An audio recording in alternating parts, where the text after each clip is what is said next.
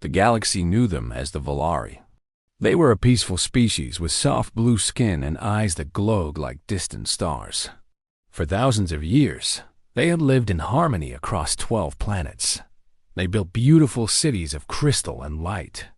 They shared their knowledge freely with other peaceful races. They believed that kindness was the greatest power in the universe. Then the Devourer fleet arrived. The Devourers were unlike anything the Volari had ever seen. Their ships were massive black structures that blocked out the light of suns. They did not come to trade. They did not come to talk. They came only to consume. Planet after planet fell to their terrible hunger. The Devourers stripped worlds of all resources, leaving behind nothing but dead rocks floating in empty space. Ambassador Liara stood on the observation deck of the last Volari defense station. She watched the screens with growing horror. 11 of their 12 worlds had already fallen. Their fleets had been destroyed. Their greatest weapons had done nothing against the Devourer shields. Now, only their home world of Velenas remained, and the enemy fleet was approaching fast. "How long do we have?" she asked her military advisor, Commander Talon. 3 days at most, Talon replied. His voice was heavy with defeat. "Our remaining ships cannot hold them. We have sent calls for help to every known species in the galaxy. None have responded. They are all too afraid." Liara closed her eyes. She thought of her children waiting on the planet below. She thought of the millions of her people who would die when the Devourers arrived. For the first time in her long life, she felt true despair. "There is one species we have not contacted," Talon said quietly. Liara opened her eyes. "Which one?" Talon hesitated before speaking. "The humans of Earth." A cold feeling spread through Lyra's body. Every Volari knew about humans. They were the species that no one talked about in polite company. They came from a death world, a planet so dangerous that nothing should have survived there. Yet they had not only survived, but thrived. They had climbed to the top of their world's food chain by becoming the most efficient predators their planet had ever seen. The stories about humans were the stuff of nightmares. They were persistence hunters who could chase prey until it died from exhaustion. They poisoned themselves for pleasure with substances they called alcohol and caffeine. They kept animals that evolved specifically to kill them as pets. They regularly cut each other open to fix problems inside their bodies. They had split the atom and used it to destroy entire cities. They fought wars that killed millions of their own kind. "The humans are monsters," Liara whispered. "Their entire history is written in blood." "Yes," Talon agreed. "But they are also the only species in the galaxy that the Devourers have never attacked. Some say it is because even the Devourers fear what humans might do in response." Liara was silent for a long moment. She thought about her options. She could let her people die with dignity, or she could ask monsters for help. It was not much of a choice at all. "Send a message," she said. The reply came faster than anyone expected.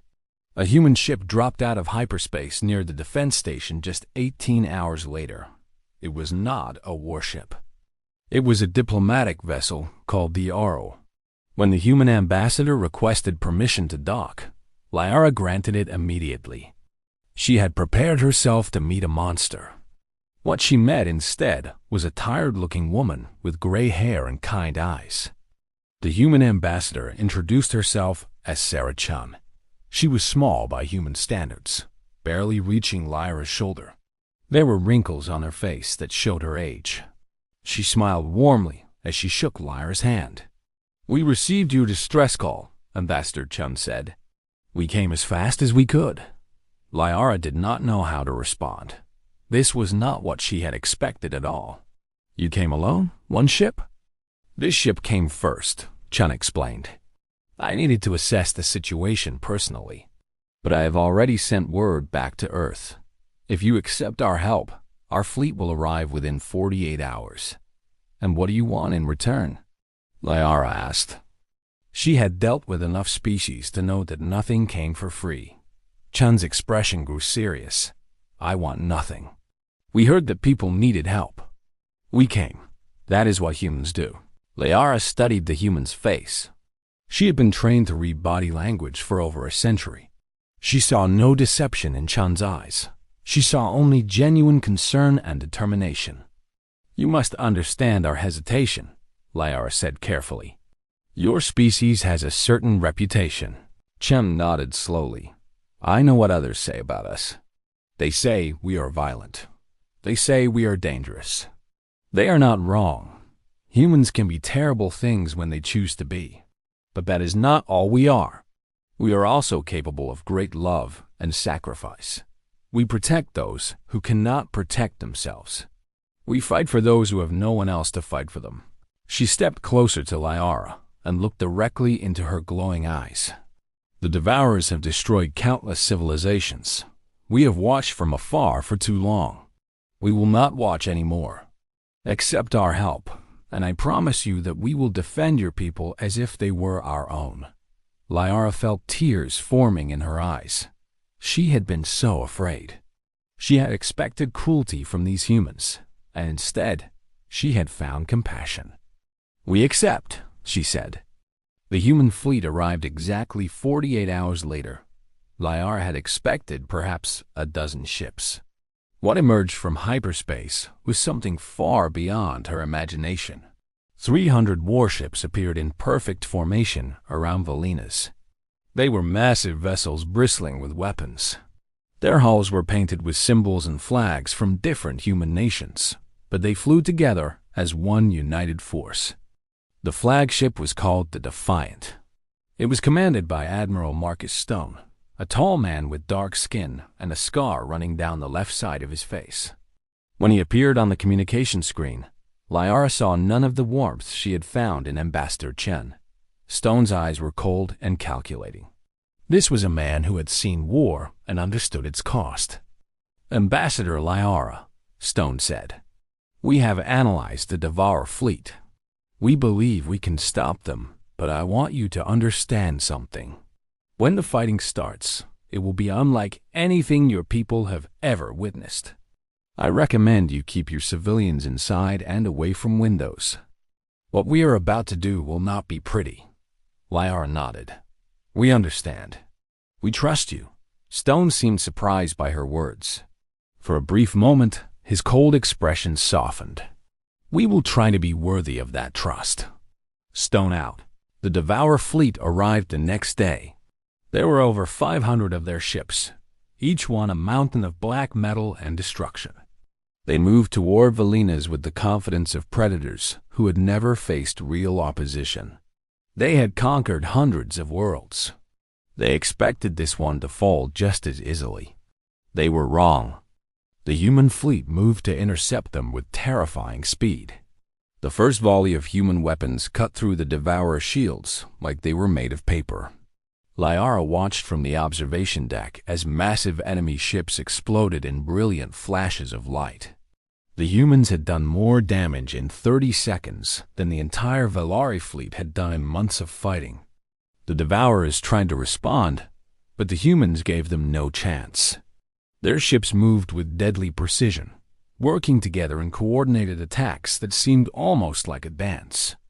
They hit the enemy from multiple angles at once, never staying in one place long enough to be targeted. Whenever a Devourer ship tried to run, human vessels cut off its escape. The battle lasted for 6 hours. By the end, the Devourer fleet was completely destroyed. 312 human ships had faced over 500 enemy vessels, and they had won without losing a single ship. It was the most one-sided victory in recorded galactic history. But the humans did not celebrate. When Admiral Stone appeared on the screen again, his expression was grim. The threat is eliminated, he reported. We tracked their fleet's origin point. They came from a planet in the Outer Rim. We are sending a strike force there to ensure they can never threaten anyone again. This ends today. Liara felt a chill run down her spine.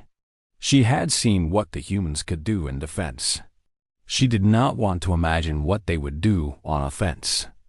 Over the following weeks, Ambassador Chen remained on Valinus to help the Valari begin rebuilding.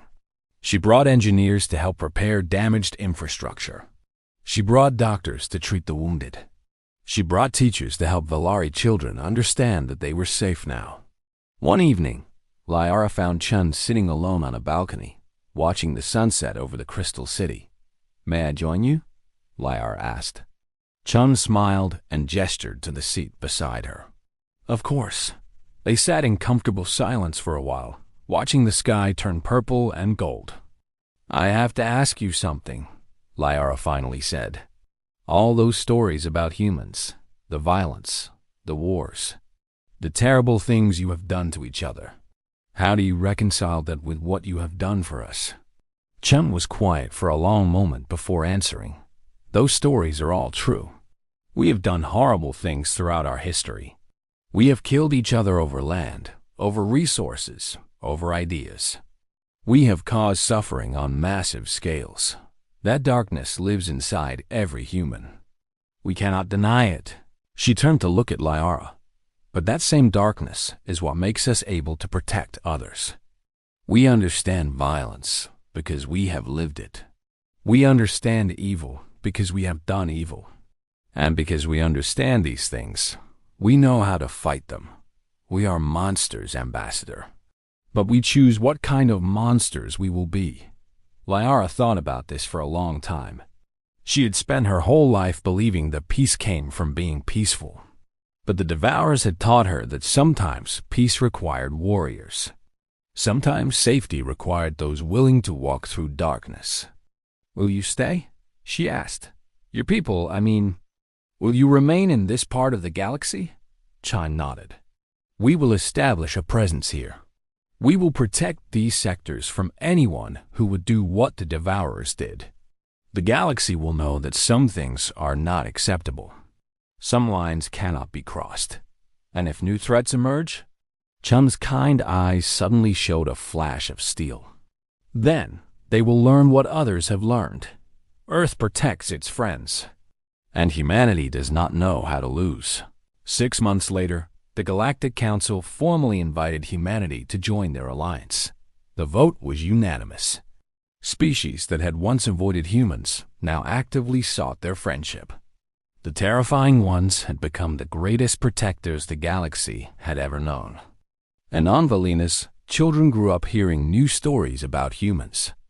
Not stories of monsters and bloodshed, but stories of the brave warriors who came when all hope was lost. They were told that if they were ever in danger, they should not be afraid, because somewhere out there, humans were watching. And humans always came when they were needed. The galaxy was still vast and dangerous. There were still threats lurking in unknown spaces. But the smaller species no longer felt alone. They had the humans now, the terrifying ones, the protectors, the ones who brought salvation when hope seemed lost. And that made all the difference.